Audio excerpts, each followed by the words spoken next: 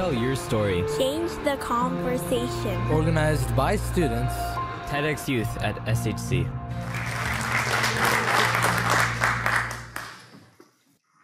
Like many of us, the conflict in Ukraine has been top of mind for me recently. The idea of a young democracy being invaded by an autocratic superpower seems almost inconceivable in the 21st century. It seems like something out of an earlier, darker age. The disturbing reality, however, is that Russia's aggression is not a fluke. It's representative of the global march of authoritarianism. The world is going through a period of democratic decline. This year, the Freedom House's Global Democracy Index reported its 15th consecutive year of net decline in the health of democracies worldwide, taking into account metrics like civil liberties and free and fair elections. Democratic decline now affects 75% of the human population, more than ever before in recorded history. This can result from outside aggression, and Hong Kong is another disturbing example, but more often it's the slow deterioration of democratic institutions within a nation. As we've seen in America, we are not an exception. The forces of depolarization and bad political actors continue to undermine our democracy well past January 6th. A common phrase I've heard in response to all this is, well, thank God we have your generation to fix it, right?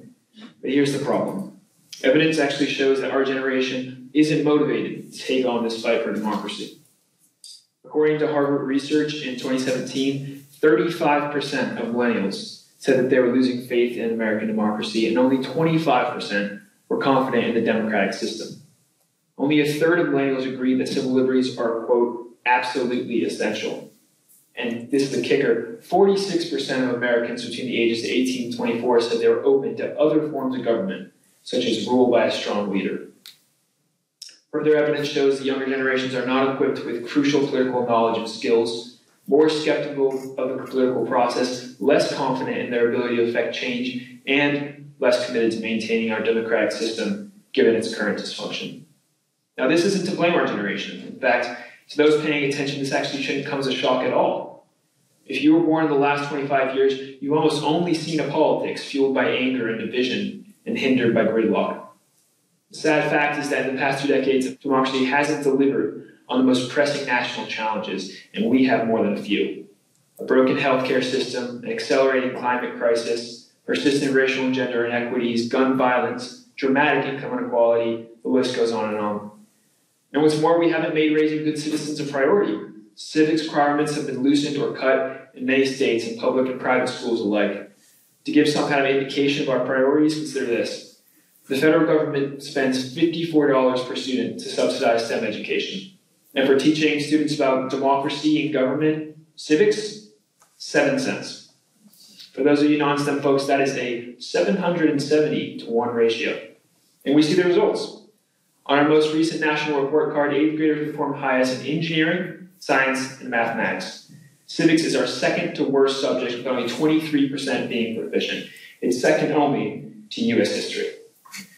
But here we are. So it seems like we have 3 paths before us. First, we can continue as we have the past half-century, hurtling us towards environmental catastrophe, social upheaval, and a very different world order. Our country will grow ever more divided, racial and gender inequities will persist, our health and education systems will still rank at the bottom of developed nations. In other words, problems will go unsolved and will likely worsen. Second, America can, following the vision of 46% of my peers, resort to a more efficient authoritarian government. Free speech and press, the right to privacy, to equal justice, and to free and fair elections would be sacrificed. Minority groups would likely suffer, and political equality would be a joke, but the trains would run on time. Finally, America can double down on our commitment to our republic. We can strengthen our democratic institutions, building the foundation for us to chart a new economic, environmental, and political course for this country. The last of these outcomes is by far the most difficult, and many predict it's going to be the most unlikely. But if we believe in political equality, if we believe in minority rights and majority rule, if we believe in government of, by, and for the people, then this is the only path we can take. In a recent interview, Vladimir Putin gloated that liberal democracy had outlived its purpose. Well, it's going to be on us to prove him wrong. So how are we going to dig ourselves out? What is it that we need from our citizens? Many experts identify the same 3 ingredients of responsible citizenship: knowledge, skills, and attitude. So knowledge. To understand and protect our system, we first need to understand the larger picture. We need the basic knowledge of how our government works, like the three branches of government and how a bill becomes law. And it may seem like this is common knowledge. However, a recent study from the Annenberg Foundation actually showed that only a third of Americans could name all three branches of government, and 1/3 couldn't name any. Equally important is understanding the principles that undergird our republic, and an understanding of how collective history and how those principles intertwine with that history. An effective civic education not only teaches students how our government works, but connects its structures and processes to democratic principles and to the history of American society. As one Georgetown constitutional scholar I interviewed put it, quote, "It's one thing to memorize the Bill of Rights. It's another thing to understand the events and ideas that led to its creation." And then, of course, current political knowledge. We need to know the issues. We need to know what's going on in our towns, in our state, in our country, and in our world. We need to know the problems, the players, and the proposed solutions. This knowledge is crucial to being an informed voter, but it also informs all other kinds of political action outside of the ballot box, and even to inform personal decisions that affect public issues, like trying to reduce one's personal carbon footprint or deciding which brands to buy from in the store. In the most recent election, a tough study showed that only 16% of 18 to 24-year-olds met the standard for being an informed voter.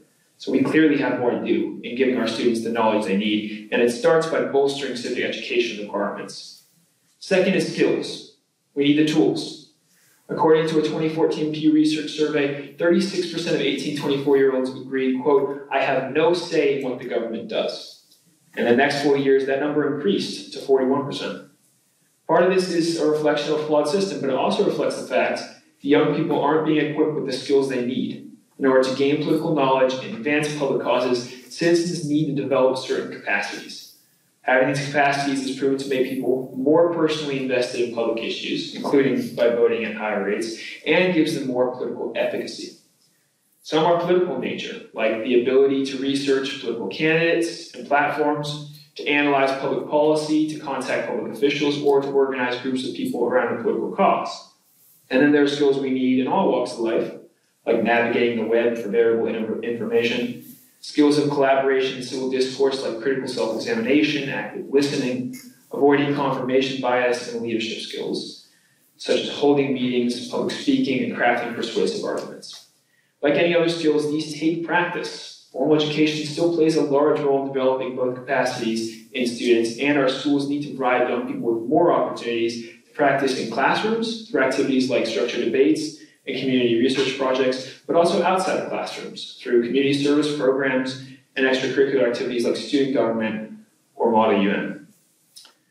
Third is the attitudes.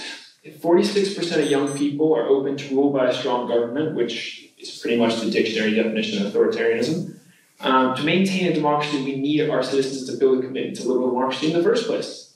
A form of government which, for all of its flaws, has proven more successful in promoting freedom, prosperity, and equality than any other form of government in human history so far. I'm reminded of a quote from Winston Churchill who said, quote, "Democracy is the worst form of government, except for all the others." Without a wake-up call like Ukraine, it's hard for us, the younger generations, to fully appreciate the benefits of democracy.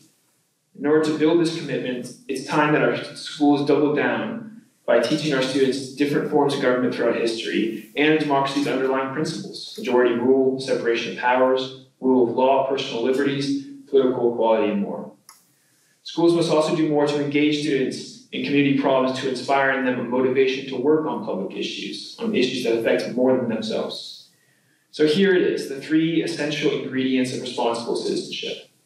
In order to pursue meaningful change on public issues and to support our democratic system, a citizen must be motivated by a desire to improve the general welfare, guided by political knowledge and well-founded democratic principles, and equipped with the necessary skills and competencies. For too long, we've been overly confident that Americans understand and support democracy, that democracy is inevitable. Democracy, as it turns out, is fragile. It takes upkeep. It's an active practice. It's a verb, not a noun. Walking out of the Constitutional Convention, Ben Franklin was asked, "Well, doctor, have we a monarchy or a republic?" He responded, "A republic if you can keep it." So what can we do as a nation? There's no magic cure to the problems that ail democracy, but it starts with investing more time and resources in civic education and finding innovative ways to make it more engaging and rigorous in order to prepare students with the knowledge, skills, and motivation they need to be responsible citizens. And it also starts with us, everyone here. We can read newspapers, we can contact local representatives, we can vote, we can debate at cafeteria tables, and we can respect each other after. Digging ourselves out will not be easy. It will take sustained effort over time, but this is the hard work that democracy requires of us. A republic if you can keep it.